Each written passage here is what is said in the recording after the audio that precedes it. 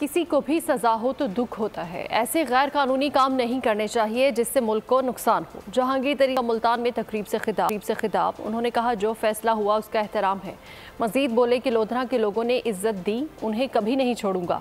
मुल्तान ने मौका दिया तो लोधरा से बढ़कर काम करूंगा। 8 तारीख के इलेक्शन के बाद इंशाअल्लाह ताला कोशिश में ये करूंगा मियां नवाज शरीफ और मियां शहबाज शरीफ के साथ मिलकर इंशाअल्लाह कि हम लोग मिलकर मईशत को कमर पर चमकाने का प्रोग्राम बनाए। कि उन्होंने कहा है कि पहले काम पे टप्पा मारो, फिर शेर में टप्पा मारो।